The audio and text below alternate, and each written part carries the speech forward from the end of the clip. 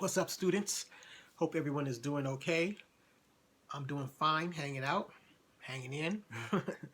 um, this week we're going to dive into chapter 6, color. All right. This is a big one. We don't have to know everything on this for our test, um, but this is a big chapter, a lot of information. So I may break this video up into two. We'll see by how it looks by the midway through this. All right. All right, so let's talk about color.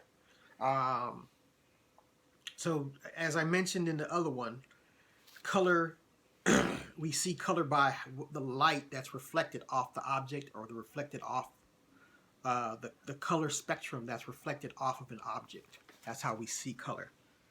And he reiterates that on the first page where he's talking about light and how we have an outdoor light source. And this is the spectrum, the color spectrum that we would see, right? As opposed to an indoor light source like a light bulb. This is the color spectrum we would see. So different types of sources, like outdoor as opposed to indoor or to indoor light bulbs, they release a different color spectrum than white light, which is outdoor light. So, and then he gives us a chart. You don't have to know this, but it's good. It's good to know, but you don't have to know this to pass the class. Let me put it that way. But here we go. Candle light, that's the spectrum. 50-watt light bulb, 60-watt light bulb, that's the spectrum. Movieette, that's the spectrum, and then daylight. So there's variations in the color ranges that each spectrum will put out, depending on if it's candle, 60-watt, movie lights, or daylight. Okay. So each of them has a different color spectrum. So moving on, now we're going to look at we're going to look at the systems that we have for organizing the mixing of light, mixing of color. I'm sorry. Okay, so the first one is the additive system. Well, actually, let me see. There are two different systems: the additive system and the subtractive system. Easy to remember. Additive or subtractive. Okay, so the additive system, and I'm reading right from the book. The additive system of color involves the mixing of colored light. Colored light is mixed by taking a light of one color and a light of another color and beaming them into a common surface. Where the two colors of light overlap or mix, a third color is produced. That's the additive system. So, and then he gives us an example of that. So we have red beaming in this way, blue beaming down this way, right? And where the two colors meet, we get this third color, this magenta color. Okay, that's the additive system. We're adding colors. Okay, adding colored lights. And where those lights meet, they blend together into a third color.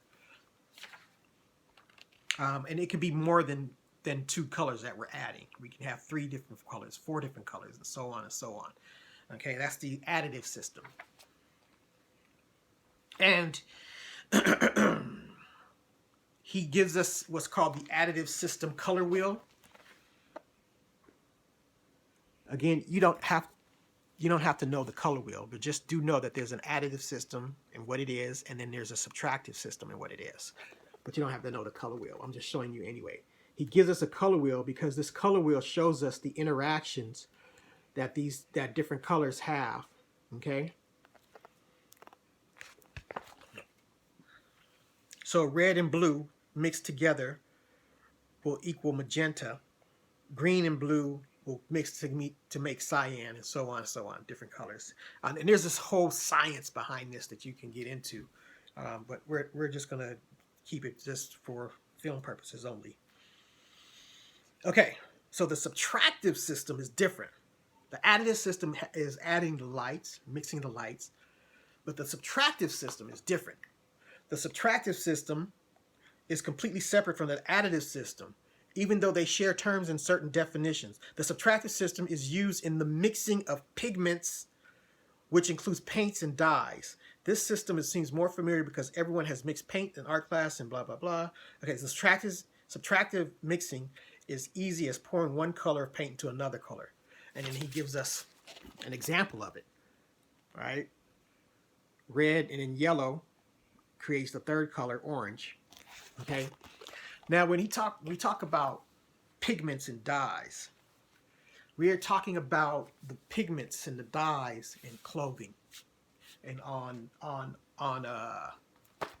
in books, on paper. It could be on fabric, paint on the wall, right? As I said before, a certain spectrum, a white light, a certain type of light is hitting the wall and reflecting back a certain spectrum, and it gives us the illusion of that color, right? So with the additive system, I'm just taking different sources like the pigments or paints, mixing them to create a third color. Okay, that's the subtractive system. That's the subtractive system. And then he gives us another color wheel for the subtractive system. You don't have to know this, but just good to know that it does exist. Okay, and these are the primary colors for the subtractive system, mixing system. Sorry, the subtractive system.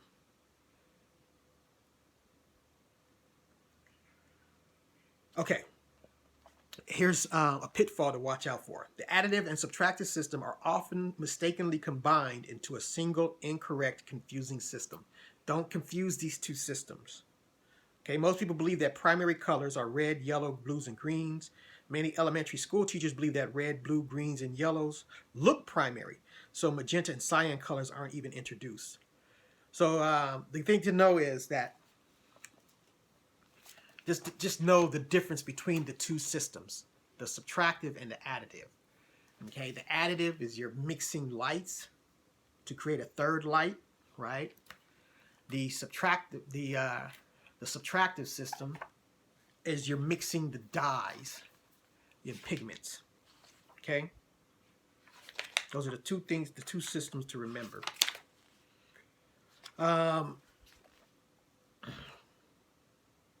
So within colors, we have certain aspects that we can talk about. When we talk about color, we can talk about the hue, right? And here he gives us 8 different hues to look at. Okay?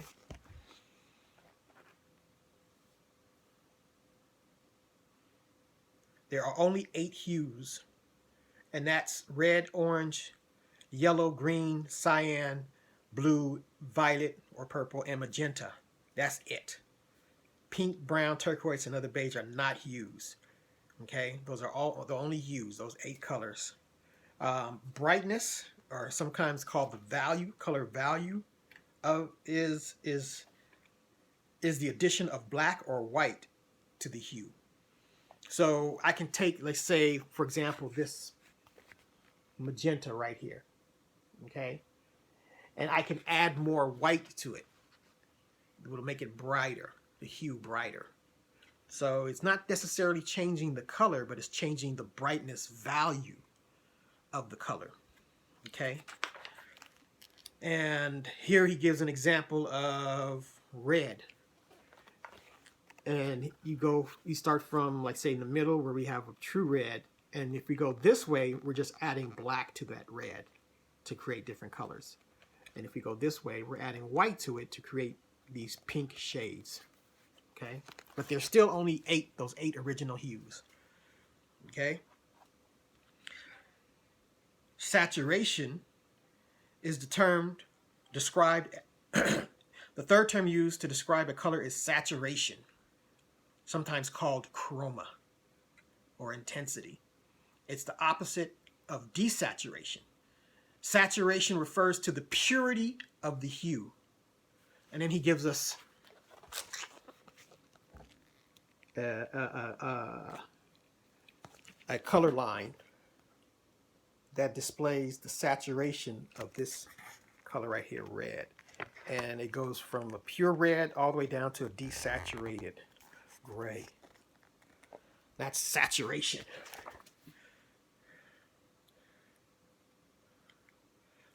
Desaturation involves a saturation hue and its complementary color. So if we want to desaturate something, we have to find out its complementary color and then start adding that color to it. And he gives us an example of desaturation. Okay, going from red to blue, because blue and reds are opposite on the color wheel. So we're desaturating this red, not by adding white, but by adding blue. And it takes away a little bit more and more of the red until we get this blue all the way. Okay? So that's desaturation by adding a complementary color. Not by adding brightness, but by adding the complementary color. Okay? When we add the brightness, that's when we add white to it or black to it, that's brightness. But when we add the complementary color, that's saturation. Okay? And he gives us all these complex diagrams on different color saturations and complementary colors and how they affect each other and interact with each other. It's very fascinating stuff. As far as, creating, looking at creating the color. So we have basic brightness versus saturation. We have these color wheels that he gives us. And those are the two things to look for. The next thing I want you to look forward to think about, and I'm moving here along in the book, is contrast and affinity. So remember, we have these principles, but we always want to look at these principles through the idea of contrast and affinity, because that's how we use them in the movie. Either we have an affinity of something, like, for example, an affinity of brightness, or a contrast of brightness, right? So in terms of contrast and affinity with color, let's look at hue first. And he gives us an example, two examples, where one, we have a contrast of hue, right? We have this hot red right here, this red, which is a hot color, and then the green, which is a cold color. We have two different colors, right, existing in the same frame. Contrast. As opposed to this one, everything has this greenish haze to it. So there's an affinity in this one. Okay? Now, if we looked at shot to shot, let's say if this shot was one shot in the movie and then the very next shot was this one, then we can say there's a contrast, right, between the two. This one has color contrasting, and this one has an affinity, right? So between the two shots, right? Because remember, we can point out contrast and affinity within one shot, within two or more shots, within the sequence of shots, and within a scene. So between these two, there is a contrast in color. Okay? Brightness. Brightness refers to the tonal range of the colors in the shot. A scene that uses only very bright and very dark colors illustrates brightness of contrast. A scene that uses only bright colors will show an affinity. So here we have dark colors, dark lighting, right? There's an affinity here. But in this shot, we have a mixture of both dark and bright colors. So in this shot, there is a contrast.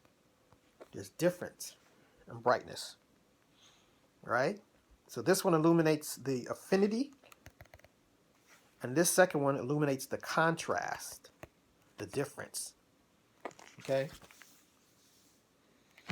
And now we have examples of contrast, and affinity using saturation. Because remember, saturation is different than brightness. Brightness is simply adding white or black to the colors, whereas saturation remember, is using complementary colors.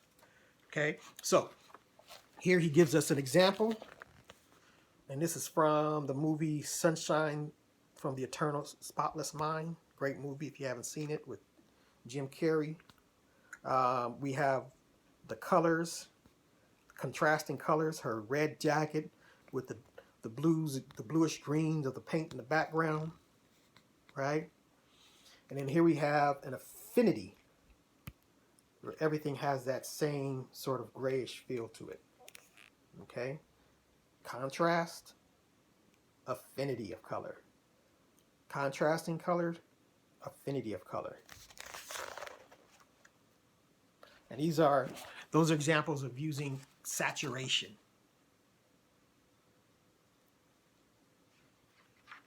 Okay?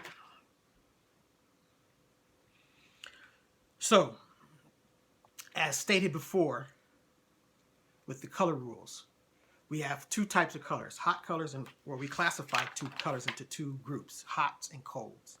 Our hots are our reds, oranges, and yellows. Our colds are our blue, anything in the blues and greens. Okay, so we can use that warm and that cool look as a source of contrast and affinity as well. So here he gives us two examples. On this one, it's hot. There's this reddish haze, this reddish tone color to the entire shot. Whereas on this one, this has this greenish haze to the entire shot. Okay?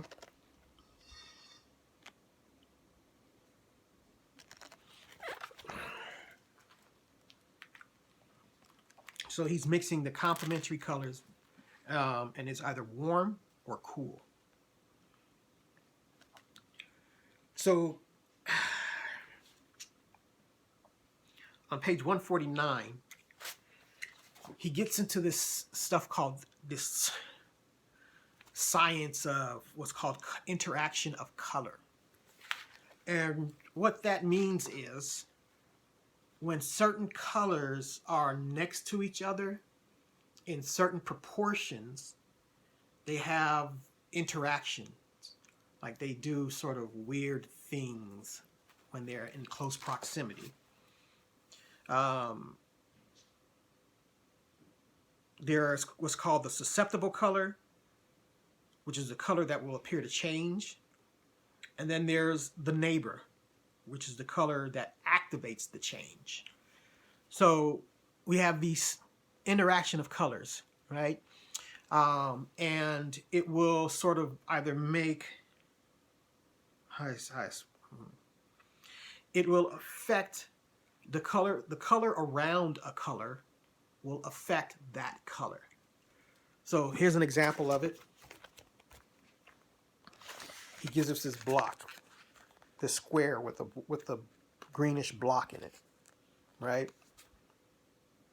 And when we go to this one, if you look at the two, the black around this block begins to interact with the color in there and affects it, our perception of it. So certain colors in certain proportions interact with colors. And it shifts. The susceptible color shifts in opposition to the brightness of the neighboring tone. Okay? It shifts in its brightness. So one will look darker or one will look brighter, but it's the same color. Right? In these two boxes, in this box here and in this box here, it's the same color. It's just that the dark colors, the dark black around this color makes this one look brighter. It makes this one perhaps looks, this one looks darker and this one looks brighter. So we have this interaction of color when they're in proximity to other colors. Okay? And you don't have to know this. This is not going to be on our quiz, but I'm just going over it because it's in the book and it's very interesting stuff to know. You don't have to know the complementary colors or the analogous colors, but do know that they exist.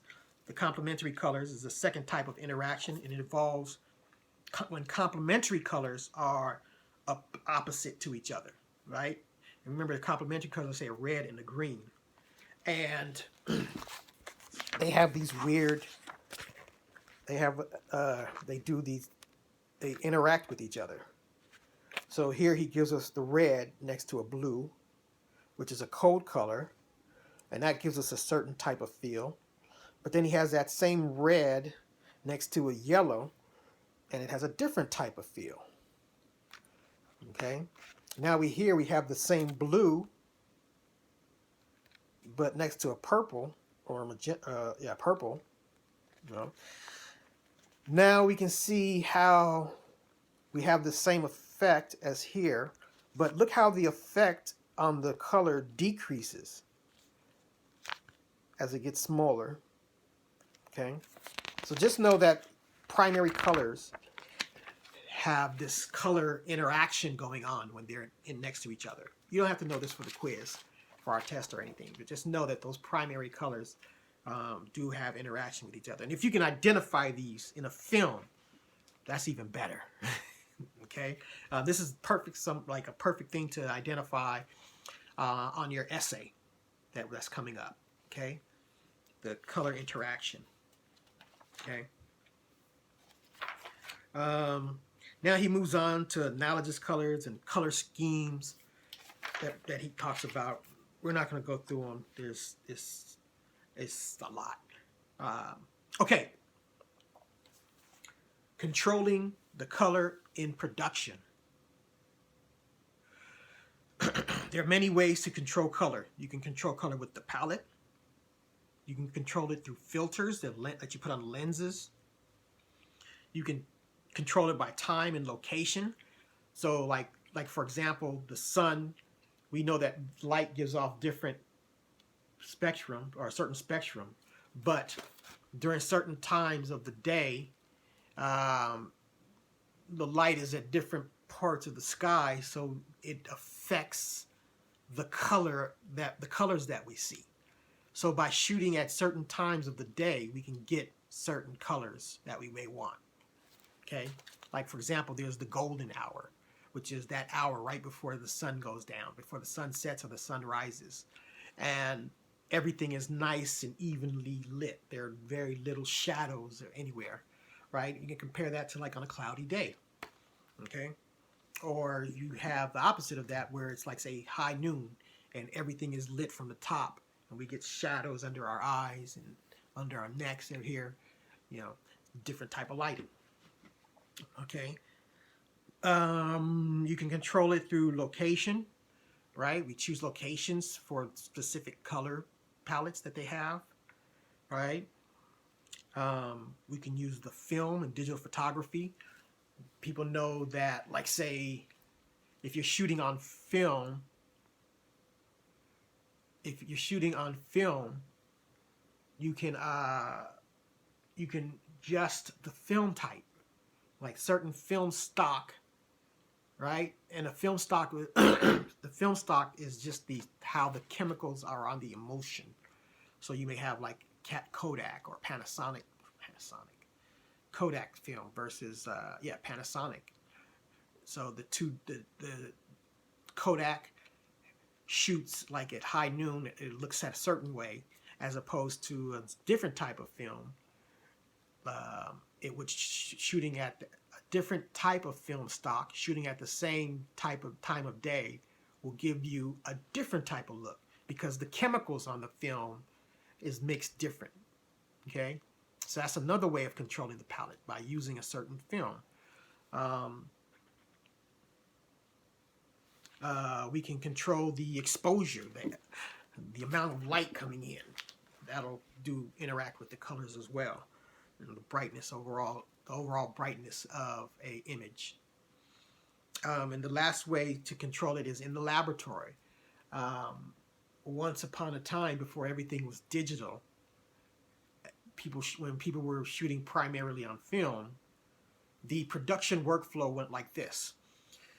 You would you load the camera with film, You would shoot that scene until that can of film was all gone. Then you would unload that film very carefully, not to expose it in any type of light, right? And then you'd hand that film canister, that physical, like round canister of film, goes to a production assistant, and then he gets in his car and drives out to the laboratory. The lab takes that canister, right? They go into like the dark room, open it up, and then they start exposing that canister of film that you shot on to a concoction of various chemicals. And what those chemicals do is they draw out the image on it.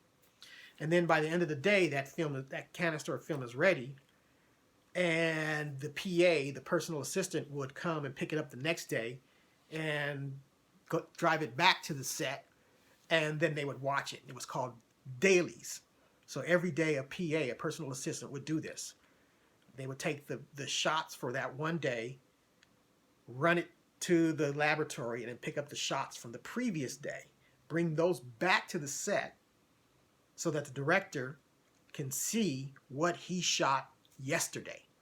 Okay, that's how it was done with film. But now it's all digital. So with digital, we can see in real time, right? We don't have to wait for the canisters to go to the lab and come back, right? But the laboratory was one way that they can control the color in production by controlling the amount of exposure that the film canister had to the chemicals. And that would bring certain colors out, okay, depending on how they formatted and how they developed that film. Nowadays, the majority of it is done digitally because everything is shot digital, and we can just adjust all that stuff in camera right there on the fly using special effects in camera or filters, some of the camera adjustments like the f-stop, the exposure amounts and stuff like that. Okay, so that's another way of controlling it. The best way to control color is to limit the color palette itself. So what is the color palette? A color palette is simply like, say, a board like this, right here. And this would show us all the colors that we're going to see, like, say, in Act 1. We're going to see all these. We're going to use nothing but these greens and blues. Then Act 2, we're going to use these greens right here. So that Act 3 comes, now we're going to use the reds and the hotter colors. Okay, this is a simple color palette showing the colors, the colors that they're going to use for Act 1, Act 2, and Act 3 of a movie. Right, that's the color palette, and your production designer will present you with, or should present you with, if you're going to use color as one of your primary storytelling methods, right? Your color system. I'm sorry, if you're going to use color within your narrative, your visual system, then you want your production designer to give you some color options to use on the color palette. Because then once you agreed on, like, say, if you agree on this, right, then your production designer goes out and starts to fulfill all the necessary requirements in costuming and set design and everything else, getting everything in the shot to look like these colors that you've chosen.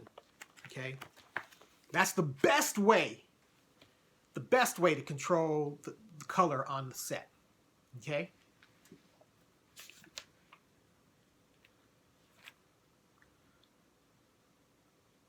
filters, lens filters help. We talked about that. Time and location, we talked about that. As the sun moves across the sky, we get subtle variations in the color spectrums that's reflected back. Okay. Film photography, we talked about the film stock. Digital capturing, we talked about. In the laboratory, we talked about how they different techniques. Yeah. So that's it for colors.